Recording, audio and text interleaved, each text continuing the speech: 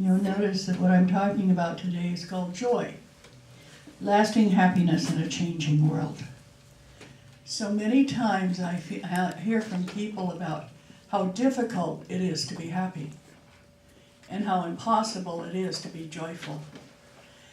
They say it kind of with pride. I don't know if you've heard of these people, like, well, I don't know why you're happy. Don't you know there's X?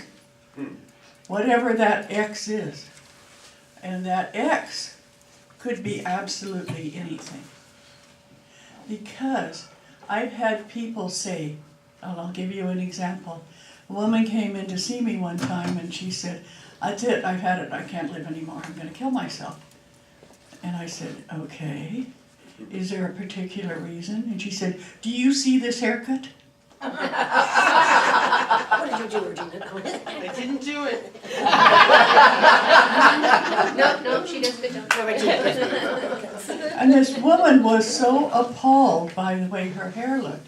She had a meeting that day where she was going to be a lecturer. And it was the Junior League, which is a very high level, well-dressed, very nice looking women. That she was, and she couldn't go with her hair looking like that. It was the end of her life. That was it. Now, we could laugh about it, but she was serious. She knew she was going to lose a standing in her community. She knew her husband wasn't going to be happy with her. She knew her kids would probably tease her. Well, think about all the things if you're living in Atherton, which is where she lived. And these were so important to you, and somebody ruined her whole life. And so, guess what my wonderful spirit guide suggests you do? Shave her head. No, get a hat. Get a hat. Yeah, you know what he did for me, get a hat. And she did, and she called me a week later and said, you won't believe it. I wore a hat and everybody thought it was the in thing, and now I went to a meeting again today and everybody was wearing a hat. Yoo-hoo! Trendsetter! So sometimes what you think is the end of the world could be the very beginning of your Yay. world. Hi, Andy. You've got one too. But think about that. I could have laughed at her and said that's the silliest thing I heard. No, this woman was really in pain. And I see other people do that. They laugh at folks when they come up with something that for them is very serious. When next time that happens and somebody says, oh, I am so sick, oh, I just can't go to work. And you say, oh my goodness, what's happened? They say, you see this splinter? And you just think, okay. But instead of laughing or making them wrong, say, oh, I do, and I be a little bit sympathetic. I hear Dr. Eileen, I don't see her very often, but she has an office next to me, putting on this sympathetic voice for things that maybe you and I wouldn't think were that devastating, but she's there for them. And to me, that is the most wonderful thing you can be, is there for somebody. And she takes what was a problem and makes it joyful. And that's what I want to talk about, because there are so many things that people want to complain, gripe, and go on and on and on about to make themselves feel badly instead of feeling good. Change the way you talk about things. I've been raving on and on about the fact that I'm going to be turning 80 as if all of you should care, because I do. So, because I found out that that's when you get old. I've been watching everything on TV, and they say, oh, and this old man, and they say, how old is he? And they say 80. And I realized every time they say old, they put in 80. Oh my gosh, that's old. Hey, I'm going to be that. And a lot of people never thought I'd make it. And so, I thought 80 was the new 60. yeah. 80 is the new 60. No, 80 is 80. 80 is 80. Thank you. They told me 60 was the new 40, and I said, no, it's 60. Yep. And I so, own up every day that I've lived on this planet. That's right. 80 is not for sissies. thank you, Annie. So anyway, so I was in my office, and a gentleman walked in with this book, and it's called The Book of Joy, Lasting Happiness in a Changing World. This is a celebration of His Holiness the Dalai Lama and Archbishop Desmond Tutu, both going into their 80s. Yay. And it is an incredible book. these two men. I mean, talk about two men from such different cultures. And the fellow, Douglas Abrams, travels with them for a week as they celebrate their birthdays. And so this is called a 3-layer birthday cake, this book is. And it's amazing. And also, if you do look at the CCL insights, you'll see a picture of the two of them kind of Yeah, dancing. kind It's of, really yeah, cool picture. yeah, the two of them is in the CCL Insights, and it's a really good picture of the Quirky Pal. So, when I started opening up this book to look at it, have you ever have a book, you open it up and you can't put it down? Right. Yeah. I first, and I just opened it. Oh my gosh, I really need that. And then finally I started it out from the very beginning, and it was wonderful. So what I want to talk about is what they are about. These two men who are in their 80s and who have changed the world. Because you can too. The world isn't changed just because people start out saying, I'm going to change the world. How many of you know how the Dalai Lama was chosen? Okay, when he was 2, the people that, I don't know who the people are that choose the Dalai Lama, but they came and said he was the Dalai Lama seekers, they are. Yeah. Yeah, and they came in and said he was the reincarnation of the 12th Dalai Lama. And they declared that he was, and he was going to be raised that way. Well, imagine your family when a 2-year-old is taken away to be raised as the next leader of Tibet, the spiritual leader in a Buddhist tradition. And that's what happened. And so here we've seen pictures of this little boy who became the holy leader of Tibet. And then when China was invading and was giving the Tibetans a lot of trouble, he was exiled. And he hasn't been back into his country for the last 4 centuries, for 40 years. And Decades. Decades, thank you. 4 decades. Well, he is a reincarnation of the previous Dalai Lama, so. Yeah. And so what happened is he met Desmond Tutu, and Archbishop Desmond Tutu is an Anglican priest and from South Africa, and was part of Mandela's group when they were fighting apartheid, and became the spiritual leader of South Africa. So here these two men are. Well, they have talks with them, and the Dalai Lama is very handsy. It's interesting. And he just, and Desmond is his friend and his buddy. And while he talks, he reaches over and tickles him. And then you have Desmond Tutu giggling, Well, the whole book is about how they interact. And here you expect them to be very serious, but they're giggling. And at one point in time, Desmond Tutu was saying, well, there are things you have to give up to lead a good life. And the Dalai Lama says, like sex? He's a Buddhist monk and he doesn't have sex, but Desmond Tutu has kids, so and he said, like sex? Desmond Tutu said, like what? He said, sex. And Desmond Tutu said, I got it on the first one. You don't have to keep saying that.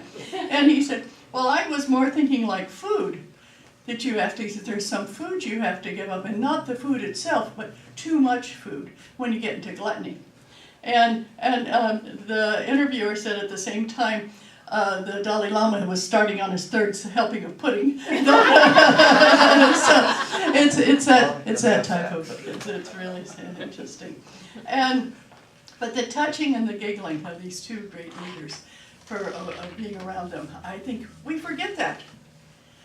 When we see people who have lost as much as they have, I don't know how many of you ever got in on what was going on with Nelson Mandela and the ending of apartheid in South Africa. A very bloody, bloody time. And what happened when the Chinese were invading different areas of Tibet was very, very bloody. And these two were the leaders of both of those groups. And here they are, able to put it all aside. And so when I started reading this, I thought it was going to be sad. But I should have known by the title Joy that that's not what I was going to be looking at. It really was a wonderful, wonderful read. But according to these leading moral, spiritual men, joy is why we're here. Happiness is a great solid thing to base things on, but joy is a very liquidy thing. Sometimes it's hard to catch joy and hold on to it. And I thought that was fun, because there's a dishwashing liquid called joy, you know, and I thought, yeah, that is kind of a liquidy thing. And they talk about how you can achieve joy, and I'm going to talk to you about that.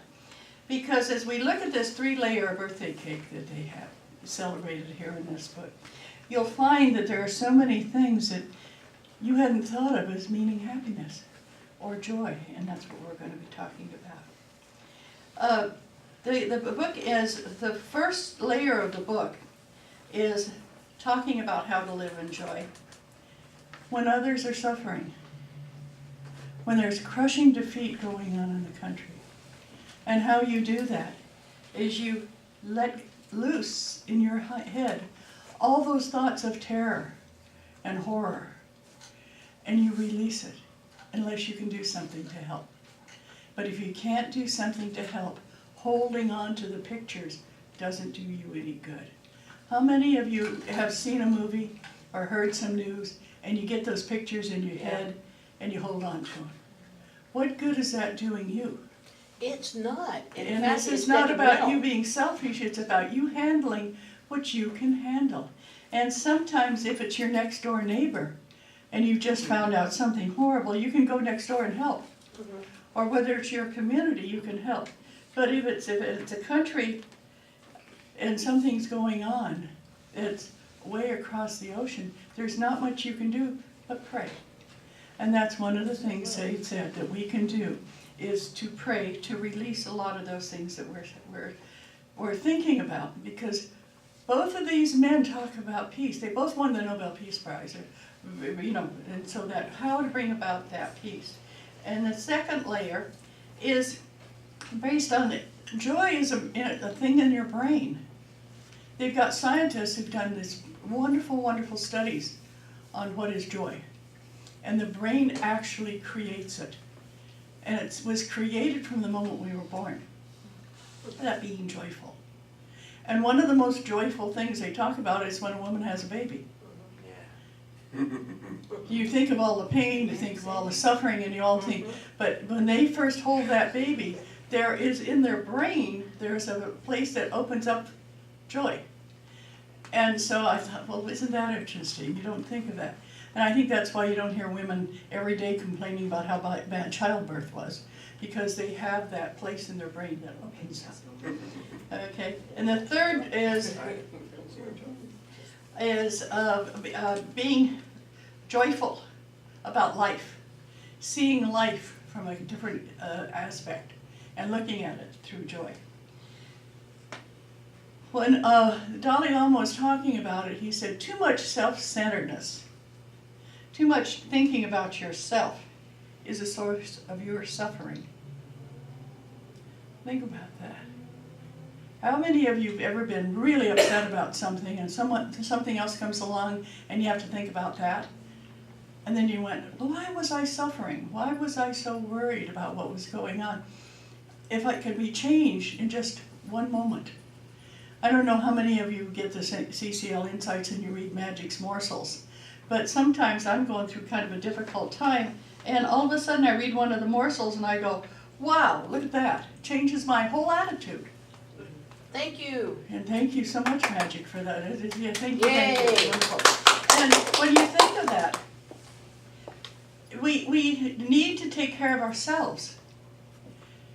And you've heard that about when you're in an airplane and you first put the oxygen mask on you if they say something's happening to the plane, and then before you put it on someone else. Well, that's the same in life. You need to take care of yourself. It's not selfishly taking care of yourself as much honoring yourself. So think about how you honor yourself every day and what it is that you do to honor yourself. And because if we don't take care of ourselves, we can't survive. And so if you think about, if joy is our natural state, what are we doing to keep ourselves from being joyful? Idiocy. What else? It is. Anger, Anger, frustration, Wanting to be right. wanting to be right. What else do we do to keep ourselves fearful? Resentment. Fearful, resentment. What else can you think of that keeps you from? Thinking of the past. Exactly. Unforgiveness. Yes, exactly. Yes, Magic. One of the phrases I use is we keep ourselves stuck to our wall of meaning, which is this instrument we have in our head with a whole bunch of negatives written on it. Mm-hmm. And you can change what is written on the wall if you're aware of it. Right. Pay attention to your high spirit. Your high spirit will tell you what to change it to that's more positive. Right. Exactly. That's what I was saying this morning about a big pink eraser and erase the things. That, yeah. You can let it go. Holding on to it, it doesn't benefit you. But I have people that say, well, she did such and such and such. And you say, when was that? 2nd grade. You know? They've got it. Yeah. 75 years. Yeah. And it's amazing how long we hold on to those things. When we hold on to it, we're hurting ourselves, we're not hurting that person. Right. You know, and if we're thinking of, you know, even if we're thinking, oh, that's, you know, I'm really angry at this person and they should have this, it's like, no, they're not getting hurt at all. Mm-hmm. It's you that's getting hurt. Right, right. It tears you up. Yes, And Magic. actually, the thinking is your programming that you're not aware of. So the thing is to pay attention to what you're aware of and eventually minimize them so it gets quiet in there. It gets quiet in there. Can you hear her back there? Yeah. Yeah, yeah. Amina can and Laura can. So next time you say something that's that provocative and that wonderful, please No. grab Annie, could you get a microphone for Magic? I thought I was finished. Oh no, I'm gonna add some more things and you're gonna come up with something, I know it. I trust you on this one, Magic, that you're gonna have some wonderful things So to say. repeat what you said. Basically, when you stand up, you get to see how cute I am. Yay! Yay! Now that's part of joy. Yes. Basically, what I know from my life's experience, because I'm 84 years old, 2 years older than God, is that really what goes on in our minds is programming from the time we were like 1, 2, 3, 4 years old. And what happens because of this programming, and because we're so young, we believe it, and we carry it with us all our lives. So the thing to do is to pay attention to what goes on in your head, listen to what you're saying, and ask yourself, is that true? And basically you'll find out that the bad stuff is not true, because your high spirit will tell you. Like for instance, you may say, I'm not good enough, I'm not good enough. Your high spirit, you go over to your high spirit, and your high spirit will say, of course you're good enough. So erase that on your wall and write, I am perfect, or I am good enough, whatever you feel comfortable with. And all of a sudden your mind gets quiet. And it's almost like you want to hear the noise because you miss it. Thank you. Thank you. So, we have all these things that they have. Are you gonna speak, Smitty? Oh, you're just holding the microphone. Okay. Okay, then so in case she has some more morsels to hand. But the thing, and I'm gonna give you some things that have the greatest influence on our happiness, according to these two wonderful men. Perspective. The ability to reframe our situation more positively. That's exactly what you were talking about. And one of the things that they said is meditation is one of the best ways to change things in the perspective that you have. And what they were saying in here that I thought was very, very interesting is that the Dalai Lama gets up at 3 o'clock every morning and meditates and prays for 4 hours every day. And Desmond Tutu said, you get up at 3 and you do that for all that time? And the interviewer said, and Archbishop, when do you get up? He said, well, I get up at 4 and pray and meditate for 4 hours. And so they showed that is one of the greatest ways to get more perspective on life. And what you need to do is gain a wider perspective instead of just focused on what you think of it. Humility is the second one they said. Remembering our common bond with others. Do you ever see people that you no more can think of a common bond than fly? Yeah, And you think, what? Then and I you- don't wanna be related to them. No, we're not talking about your relatives, Corky. Oh, okay.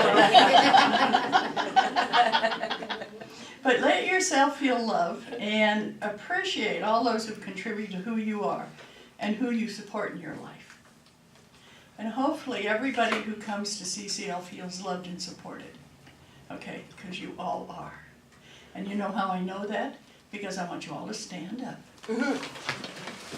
And just 3 or 4 people, just go give them a hug and say, you are loved and supported. Oh, you are loved and supported.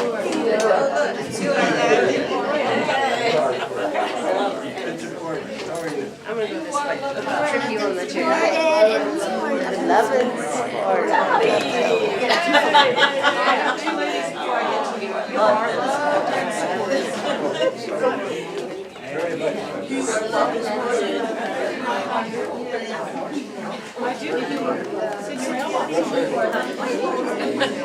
We're gonna go with the chairs. Here we go. You are loved and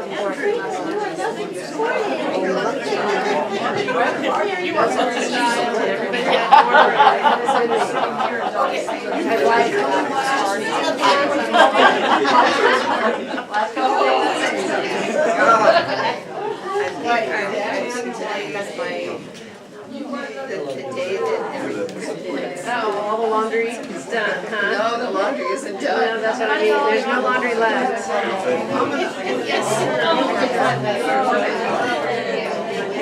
And if you don't know the name of the person you're loving and supporting, ask them, what's your name? What's your name is?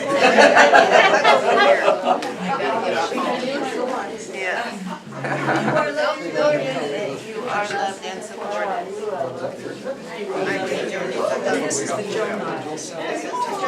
The Jonah, see, that's easy. I know what, we're loved, the Jonah. Same name. Y'all already love and support each other this morning.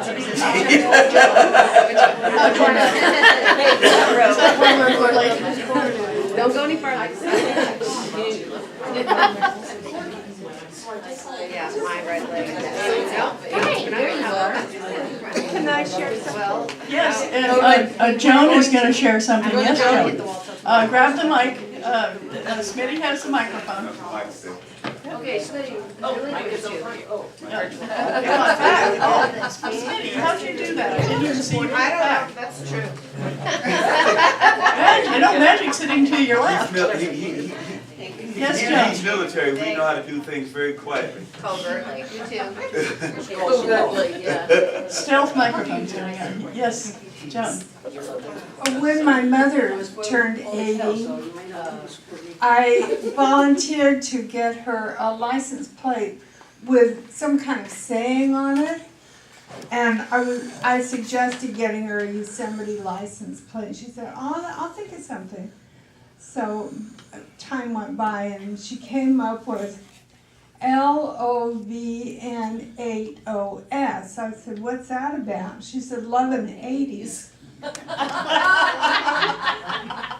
I said, well, why are you choosing that? She said, you know, I finally know what life is about, and it's pretty good. So I told you she got married when she was 85. Did I tell you? Yeah. So I visited my brother, who is 2 years younger than I am. So he's 81, I'm 83. So I visited him when we went to Washington. He said, remember that license plate, 1180s? He said, I think I'll get that one from too. That is great. Thank you. Well, that leads us up to number 3. It's laughing at ourselves. Humor. It says, smile and see if you can chuckle at any problem or at your own frailties. Find the humor in your situation, even if it's very serious. Some humor can be found. This ability to laugh allows us to accept life as it is. Okay? I got that. Yesterday I had 4.5 hours at the DMV. So while I was sitting there, I was Well, like, stand up. while I was sitting there, I was trying to find humor in this because, you know, I was hungry, which didn't help any, you know, and so I found a meme that I put up on Facebook, and it's a skeleton sitting on a bench saying, waiting at the DMV. And so I said, I think the staff went out to lunch, and I'm ready for lunch too. And, you know, it got me through it, and, you know, because it's so easily you can lose patience with things like that. But I just thought, I need something to laugh at, so I looked up waiting at the DMV and found that skeleton, and I said, that's the one I'm putting on my That Facebook is page. great. Yeah. That And is- I got a lot of laughs after that one, yeah. So, Thank you, I hope thank you it so made very you all much. laugh too. How many of you can do that? How many of you? Oh, I can laugh laugh at myself really well. Yeah. Lots of practice. Yeah, yeah. Most of the time, there's gonna be something funny. I've shared this with you before, but I think it's one of the funniest ones. My dad was in World War II, and they got hit by a kamikaze plane in the battleship he was on. And so he jumped off the ship with everybody else, and they were in a rubber dinghy. And as they're floating along, and he said there were about 10 guys in it, they were shooting at them with the submarine, was shooting at the life rafts. And so they're in this life raft, and all of a sudden they see this strafing thing coming towards them. I don't know what it's called, bullet or what it's called. And it's skipping, and you've seen that in movies and all that. Torpedo. Yeah, and the torpedo's coming at them. And all of a sudden this guy jumps up and says, hey, anybody want to buy a used watch? And the laughter, they all started laughing. My dad swore the laughter made it light enough that it went under it. And they missed him completely. And I love that as humor and what it can do for you. It can even save your life. And so that's one of my honoring my father. I think that, and I've heard of that. It's almost like gallows humor. Yeah, just about. People are laughing, but it does. It lightens up the situation. It's kind of hard to be scared when you're laughing like that. And so thank you for your humor too. The acceptance of reality. How many of you don't accept it as reality, but you want to accept it and how it harms you? Oh. You know, have you ever done that? You see somebody who's been in an accident, and instead of accepting, they've been in an accident and I want to pray for them or something, you go, oh, I'm so glad that's not me. Oh God, I'm so glad. You don't accept what happens to anybody else, so you always keep everything about you. And think about that. Sometimes you have to acknowledge that what has already happened is in the past. Don't dwell on it. Don't make it happen to you. No, don't make it happen to you. Don't go and have to tell everybody you know, oh, did you know what happened? Stop it, because that reframes it in your head. And it gets to the point you're feeling worse about it than everybody else. Yes? I think that if the whole world stopped making things wrong, the entire world would Yeah. change. Right, The right. whole world should what? Stop. Stop making things wrong. Making things wrong. Now where's the microphone? Oh, right here. Yeah. Here we go again. Yeah, here we go again, because you want to know that, yeah, those things happen. We're not saying just wear a blindfold, but don't make it about you so you have to carry it with you every day and tell everybody else. And you hear people do that. Did you hear what happened over on, 25th Street in Elm? Oh my gosh, that was horrible. And then for all of a sudden, you never even knew there was a 25th in Elm, and you're worried, and you carry that with you. That's called yada, yada, yada. Yada, yada. Yes, Yeah, or in a different exactly. state, or in a different country, or in a different, sometimes, unless you can do something about it. Yeah, Or- yes, Chris. If I could add a quick McCain anecdote. He was out in front of a bunch of Republican voters in this was in the Obama time. And some lady says, yeah, Obama was born in Africa, and she started in on the negative falsehoods.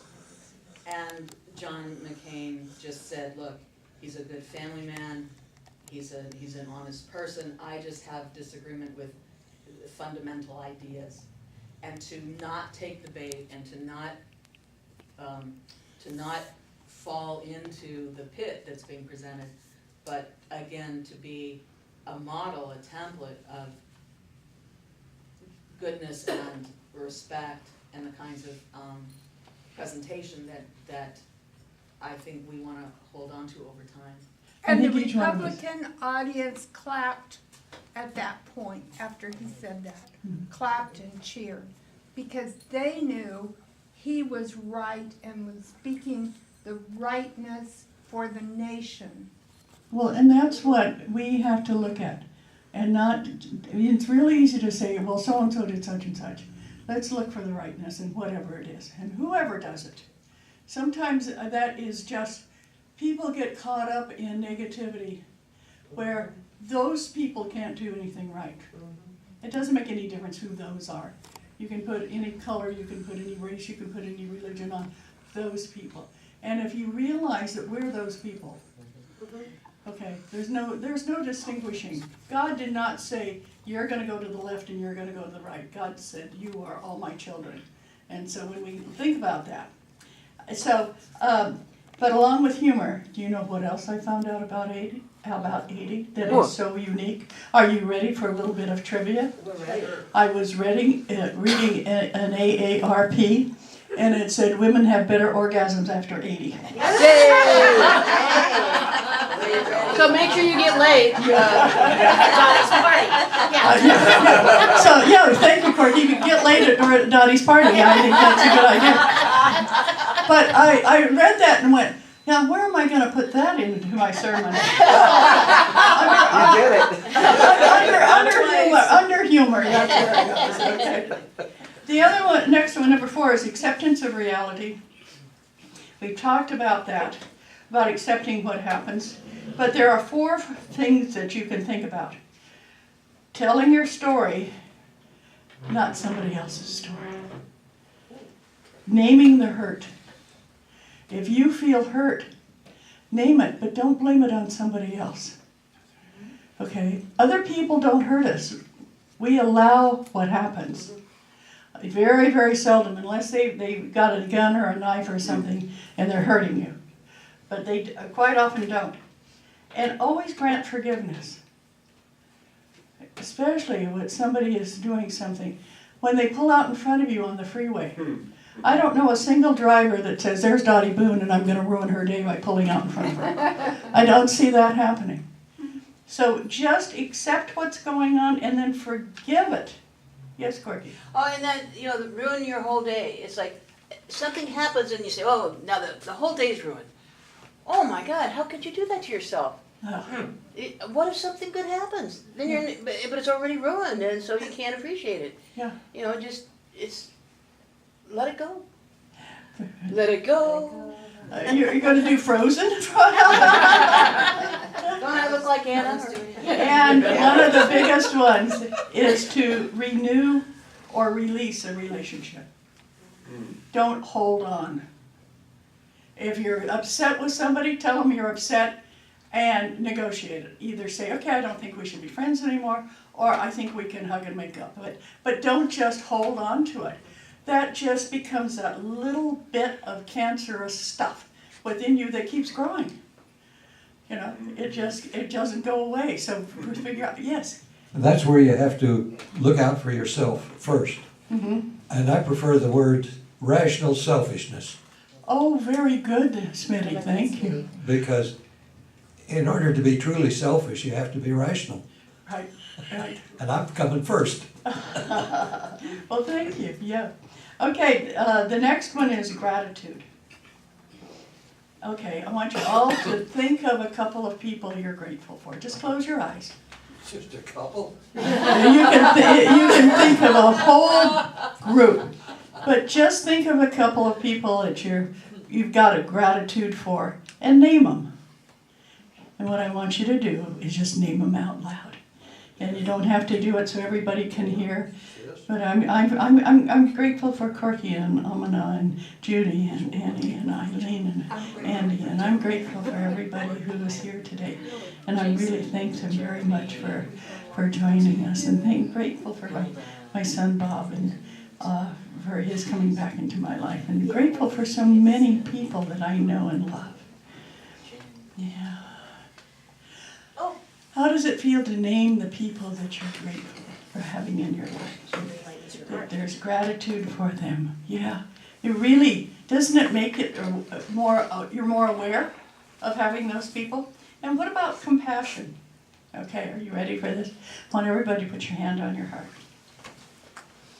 and feel compassion for yourself. With your hand on your heart, feel the light of love and kindness shining from your heart. And now send that compassion to all of those that you feel need it. Just send out the love to anyone that you're struggling with or who is struggling. Just send out that compassion. Compassion is another great part of joy.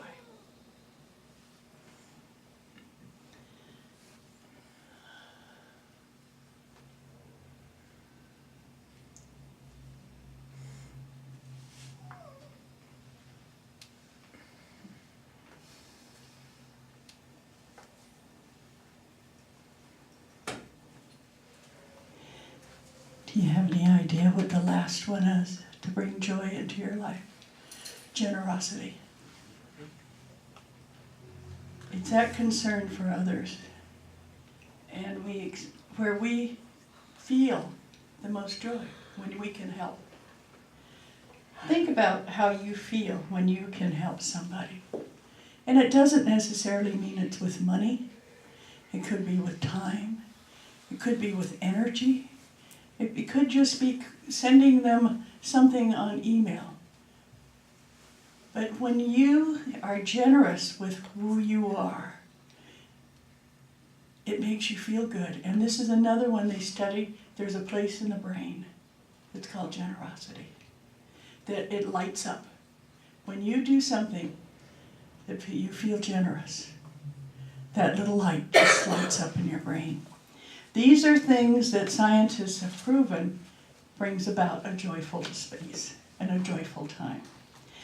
Yesterday we have a friend who had cataract surgery, and for some reason everything got really jumbled, because when they did it, they had it so she couldn't see close up with that eye, because they wanted to have one eye close and one eye far, and they just done one. And she was so sick, and she felt like she'd never see again. I mean, have any of you ever had something, we get into that, oh, I'm never gonna walk again, I'm never gonna see again, I'm never gonna, you know. And so Corky said, I'm gonna go take her a cup of coffee. And she said, okay. And the next thing I knew, she was in my office. And so then we took her out to lunch, and we showed her how wonderful she was. And this woman was so grateful, and it hadn't been out of gratefulness that we did it. It was just imagine not being able to see, not being able to drive. And so she just needed something. Think about that. Call people when you find out they're in the hospital. You don't have to rush over and see them. Trust me. When I was in ICU, I had so many wonderful people come see me that I was overwhelmed. And so then we had to say, no, please, no more people. Dottie has to sleep for a while. But, but call people. We have most people's cell phones. We have their numbers. We have the way of getting in touch with them. Text them. When you know somebody's going through a difficult time, don't let them feel alone. Text them, call them, let them know that you care. Because generosity is one of those fantastic things that each one of us is capable of, but quite often you forget. Do you ever hear that something's going on with somebody and you never remember it again until you see them? Yeah. And it's 4 months later, and you go, oh, that's right, you had a baby. Congratulations, was it a boy or a girl? And they say, well, I sent you a notice. And he's dating. So what you want to do is you want to decide what you're going to do to help people. It used to be that people brought you a casserole. And when somebody died, they bring you a casserole. Yep. When you went to the hospital and had a baby, you got a casserole. I haven't gotten a casserole in so many years. I like casseroles, It's one of those things. People just don't do it anymore. You just put that on tape. When did you do Yeah. Beware. For my birthday, I'm going to get gift-wrapped casseroles. 80 of them. Yeah. With no salt, please. No salt, please, Yeah, on the salt. tuna casserole, yummy. So anyway, the Dalai Lama says, life is better when there's not so much seriousness. Okay, think about that. We were lucky enough to see the Dalai Lama and sit in the front row when the Dalai Lama came to San Jose. And we all wore our stoles, all the ministers wore their stoles and sat there. And he is funny. And the thing is, he thinks he's funny. He gets to giggling, and if you don't, you have no idea what he's giggling about, but you giggle with him. It's just an amazing thing to see a 80-year-old man giggling at himself. And I think that that's one of the reasons that he's lived that long, is he doesn't take himself that seriously. So think about that. How can you live your life without taking it seriously? Now, they say that laughter is the most direct line between any two people. And have you ever met someone, and if they're in a good mood, you're in a good mood? You might not even know them. It's almost like, what's your secret? You know, I had somebody say to me, well, why are you always so happy? I prefer not to be miserable. Well, but it makes you stop and think, well, why am I happy? It's better than a culture. I think so. That's like asking somebody, why are you alive? You know, I think it's better than the alternative. Yeah, but think about that. Have people think of you as a happy person, that you're positive. I know Laura has stayed at our house a couple of times and says, you two giggle all the time. And we do, because life is funny. And we're not giggling at people, we're giggling at things that are happening around us that are really fun. The late comedian Red Fox, in one of his records that he put out many years ago, I know Red Fox. He's pretty, he can be naughty. says, age. He hear folks saying they don't want to get old and get in folks' way. Says, if I'm in your way, move me. I